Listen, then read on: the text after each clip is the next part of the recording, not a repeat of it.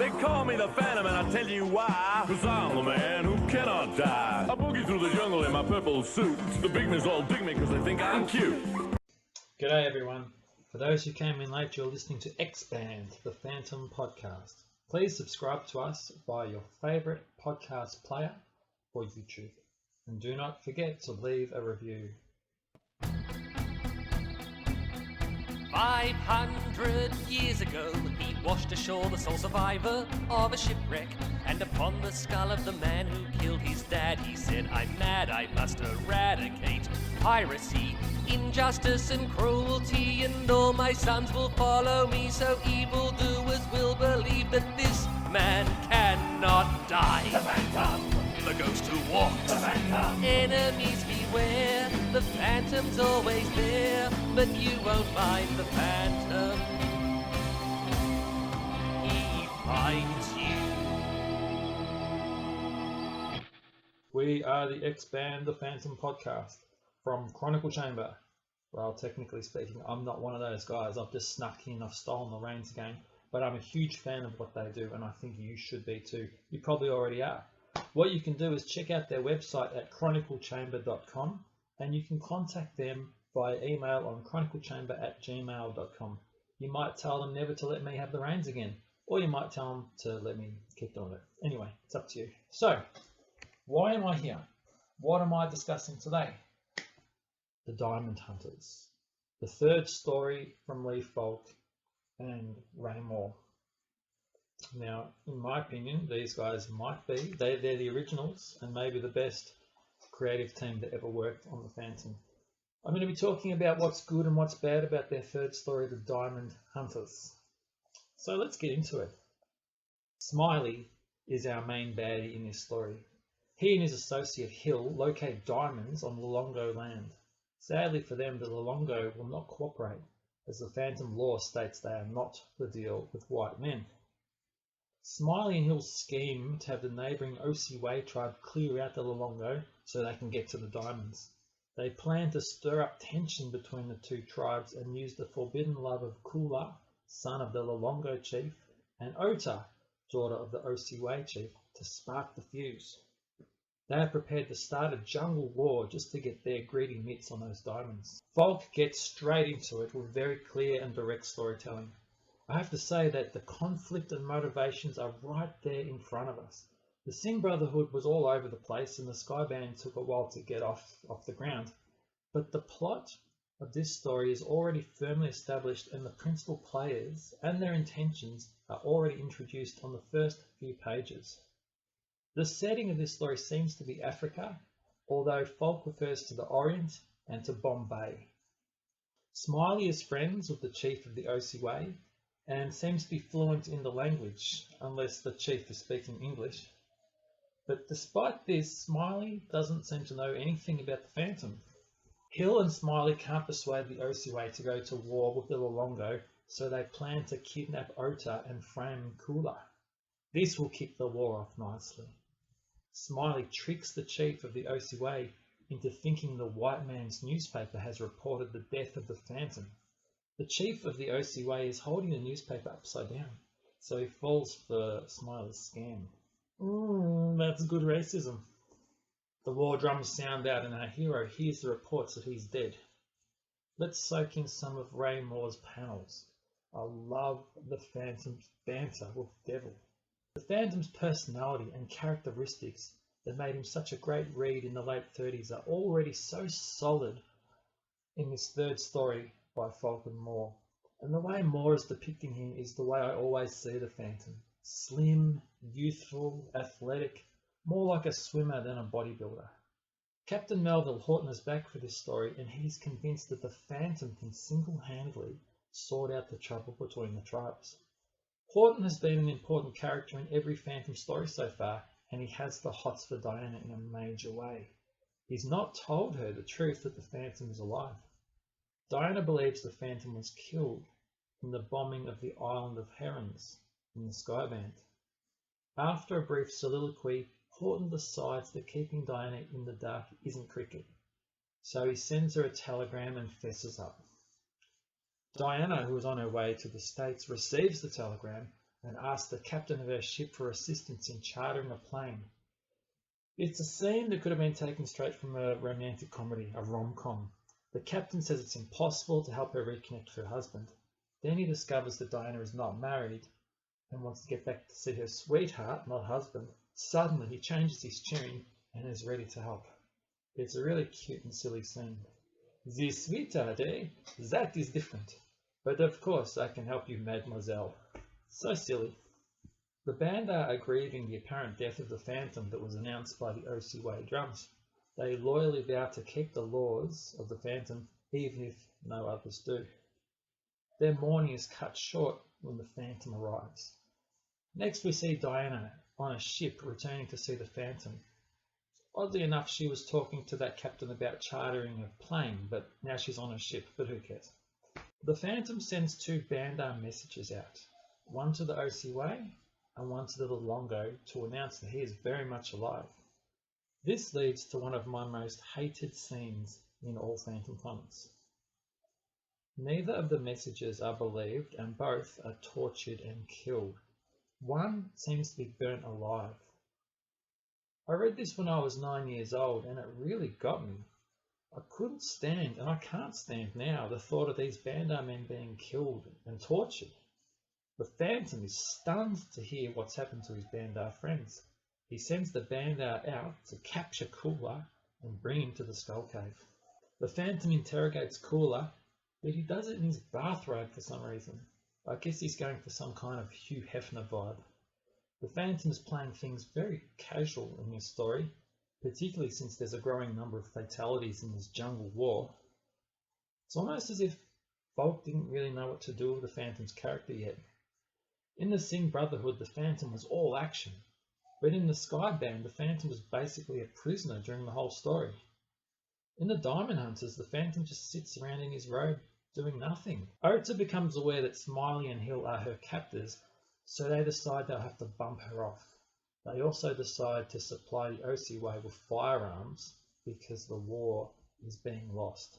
Hill is about to kill Ota with his imaginary knife. I guess that knife was edited out by King Features, or maybe Fruit. The Phantom shoots a gun out of Hill's hand. This is one of the Phantom's most enduring tropes. Visually, the Phantom is just as we know him now, with one exception.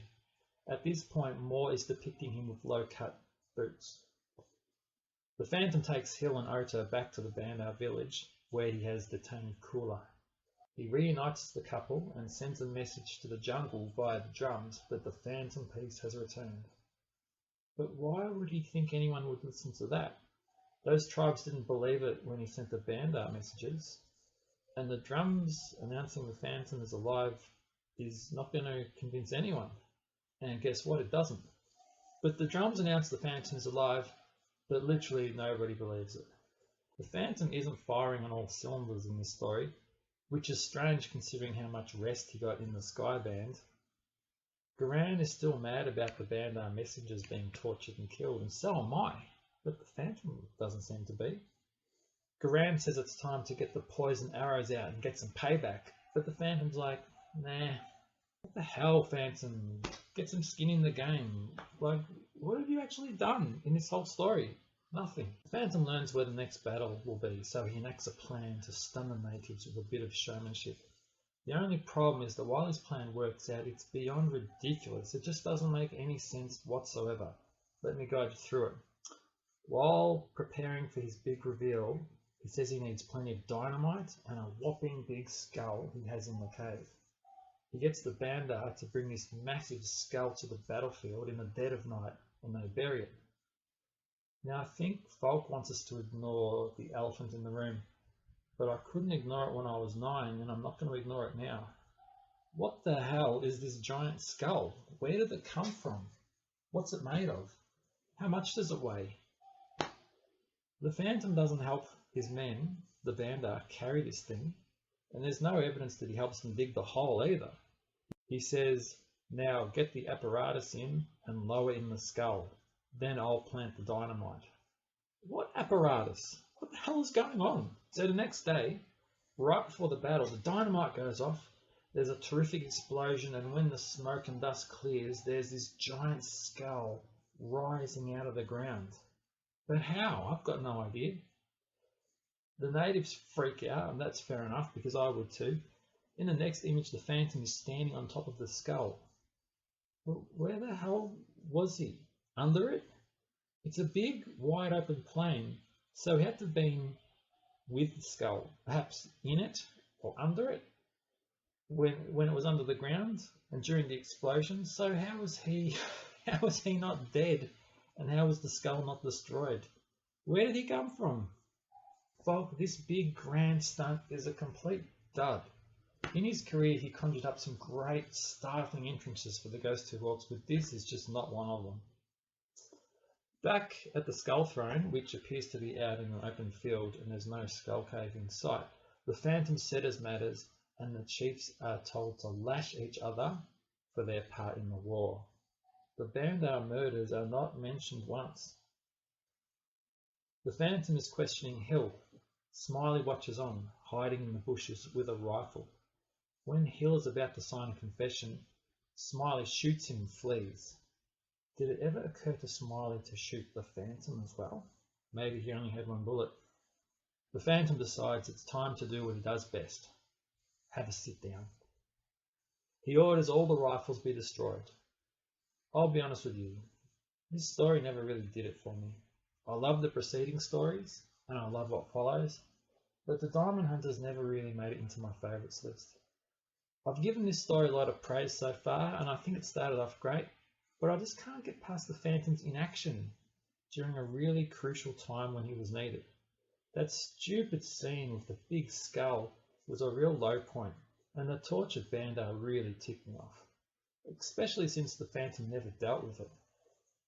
Believe it or not, this story is just getting started, and the best thing it has going for it is just about to arrive. Diana Palmer. Diana Palmer has finally arrived, and from this point on, she is a major player in the story. Now let's consider why her appearance here is important. This is only the third ever Phantom story, and Diana barely appeared in the second one, although her scenes were very important. In my opinion, Diana stole the show in the first story before Falk benched her in the final act. She and the Phantom are madly in love, but they haven't been able to reconnect properly since the last quarter of the first story. Their paths have crossed briefly in the Skyband, but under less than ideal circumstances. Diana has thought the Phantom dead on 2 separate occasions since they last had any quality time together. Now she is sick of waiting, and she is here to see her man. This is the Diana that I love reading. She has just shown up to save this story. Smiley has changed his appearance to evade the Phantom.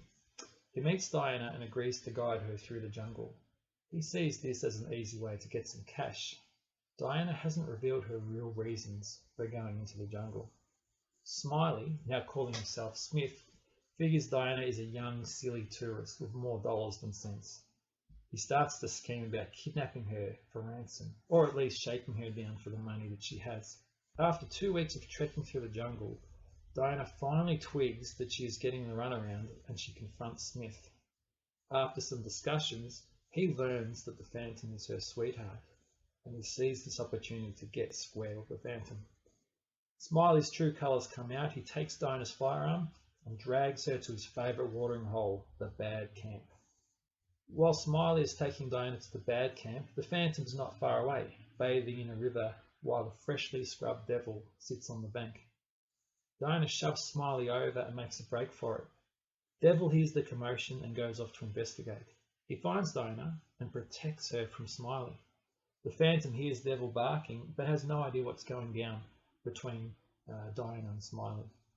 Thinking that Devil has nicked off to chase some rabbits, he calls to him. Devil doesn't want to leave Diana, but his loyalty lies with the Phantom, so he heeds his call. What a good little fellow. Diana is unprotected, and Smiley snatches her again and drags her to the Bad Camp. This scene more than makes up for the dynamite and big skull fiasco we endured earlier. This sort of ships in the night type of scene where 2 star-crossed lovers are so close yet so far, this is a favourite trope of mine, and it was pretty much the basis of my story A Day at the Races. I wonder how many times I'm going to plug that. We'll see. At the bad camp, Smiley is networking with all his crooked mates when he spots a native in the bar having a drink. He freaks out because he's worried that the native will blab about him and Diana, so he throttles the poor chap and boots him out of the joint, warning him to keep his trap shut. This probably isn't the best approach. Smiley also has a falling out with some of his mates, and he shoots one of them. The drunk native finds his way to the Phantom and spills the beans. Meanwhile, the bad camp is literally in flames as everyone in there has gone bananas and they're fighting like cats and dogs. Smiley hoofs it and takes Diana with him. The Phantom arrives at the bad camp and mops up a few remaining roughnecks. He discovers that the captive girl was his darling Diana. Now, finally, I can say I'm enjoying this story. The Phantom is closing in on Diana, and Smiley is becoming more and more unhinged. One of the roughnecks that the Phantom shook down says to his criminal buddies he's not waiting to form a reception committee for that one-man hurricane. Now, I don't know what I love more about this era, Falk's classic dialogue like that, or Moore's atmospheric art. The 30s were by far my favourite era of the Phantom. Smiley marches Diana up a stream to mask their scent so Devil won't track them. He gets a chance to shoot at the Phantom and he takes it, apparently killing him. This is the third time Diana has had to go through the trauma of losing the Phantom. Smiley could have been called Talkie because he never shuts up. Falk used to go overboard with the amount of dialogue he crammed into his comics, but it's mostly golden. His dialogue is fantastic. The only thing I would complain about is that in his later years he didn't use enough dialogue. Smiley steals a canoe and he and Diana head down the river, unaware it's heading straight to a waterfall. The Phantom is following on foot. He sees Smiley leap out of the canoe onto dry land, leaving the bound and gagged Diana to her fate. The Phantom uses a vine to swing out over the brink and save Diana. A real classic rescue, and also it's within the realms of belief.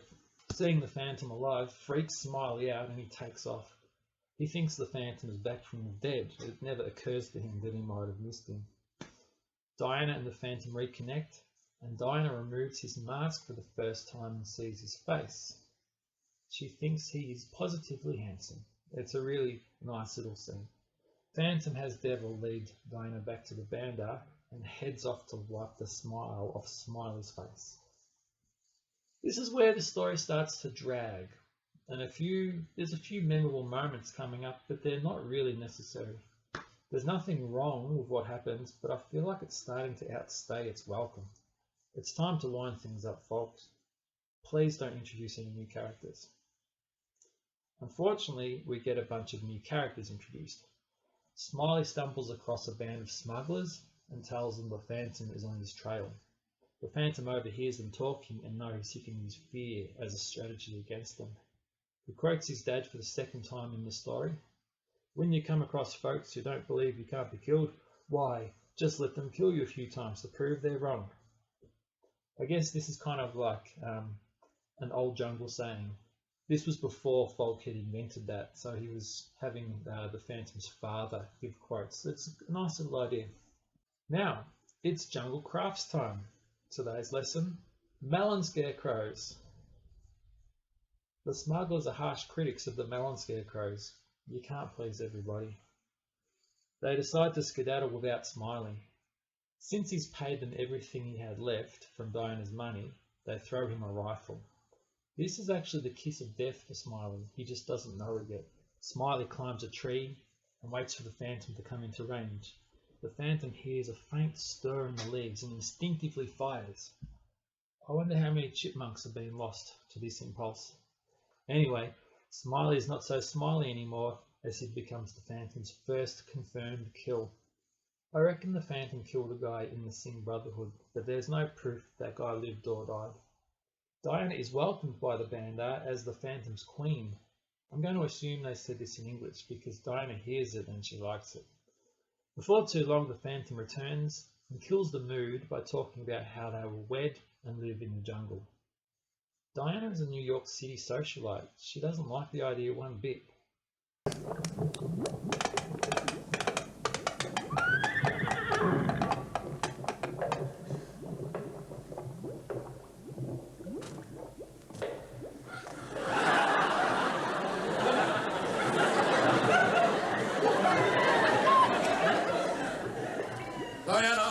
I'm home. And late as usual. The Phantom decides that his 400-year legacy suddenly means nothing to him and quits being the Phantom. But Diana will not allow him to turn his back on his responsibilities, so they're stuck in a really tricky situation. Oh, Mother was right. I'm just not cut out to live in the jungle. I don't know what's wrong with you, Diana. I've done everything I can to make you comfortable. They kiss and make up, but Diana spends more time with Garan and the Banda and does some investigating. What will it mean for the jungle if the Phantom quits? Diana makes a heart-wrenching decision and she decides to leave. She can't bear the guilt of ending the Phantom's legacy. She leaves the Phantom a note and has Garan help her slip out quietly. This is a wonderful scene and it shows how earnest Diana is. She really is one of the best things about the Phantom comic. Are you starting to understand why I made her the main character in A Day at the Races? I just love her. There's the second reference to my story, A Day at the Races. 3 now. The Phantom is shocked to find Diana's note and threatens to fill Garan's head with demons if he doesn't tell him where Diana is. But Garan laughs that off. He's no simple jungle savage. He knows what's up. I should say it's pleasing to see Garan's character begin to develop in the story. Up until now, he was really just a generic racial stereotype. But now, he's becoming the Garan we all know and love. Garan says love is the only real demon. Chill out, Garan, sheesh. The Phantom tries to leap over a canyon to save some time. It doesn't save time. Diana heads back to Frasertown, where she's met by Horton, who's still in heat. Diana half hoped the Phantom would follow her. She doesn't realise he's back in the Skull Cave nursing a bum leg. The Phantom decides that it would be best to forget about her. As I said earlier, I didn't really rate this story, but you know what? Now I think about it, I've judged it pretty harshly all these years. The story strays a bit and it zigs and zags, but the good certainly outweighs the bad. We've just witnessed the beginning of the greatest subplot in Phantom history. The on-again, off-again, hit and miss, ships in the night romance of Diana and the Phantom. This plot disappears briefly during the next story, which is called Little Toma, but it's back for keeps in the stories after that. And I might have touched on it a bit in A Day at the Races. Did you know that A Day at the Races slips in right after Little Toma? Well, it does. So what's good about this story? Diana, she's the best. Kula and Ota, that forbidden love, that's fantastic. The Lolongo are introduced for the first time. The storytelling is very clear, particularly at the beginning of the story. Horton getting friend-zoned, that was good. The fear tactics that the Phantom uses. The Phantom killing Smiling is a good thing. I mean, it was self-defense and that guy was a skunk. A lot of people get caught up in this idea the Phantom can't kill people. I think it's alright once in a while. I mean, he killed a lot of people in his career. I think definitely the best thing about the Diamond Hunters though is, and you guessed it, Diana Palmer. She is just the best. But what's bad about this story? Okay, so there's no justice for the barbecued band arm. Hill, he was useless. The story is overlong. There's too many characters. The Phantom sits around in robes for the first half of the story. I mean, like bathrobes. There's this big, stupid skull that rises from the ground. That's dumb. And also, I guess, Diana getting kidnapped every 5 minutes. That's not my Diana. But that's it from me. So tell me, don't tell me, tell the Chronicle Chamber. Do you want me to talk about more of these comics, or have you had enough of me? I'll just buzz off if you like. What is important though is if you love the Phantom, and if you want to be kept up to date with all things Phantom, ensure that you follow the best fan site in the world, and that's the Chronicle Chamber. You can find it Facebook, Chronicle Chamber. There's the Phantom Collector group, also on Facebook.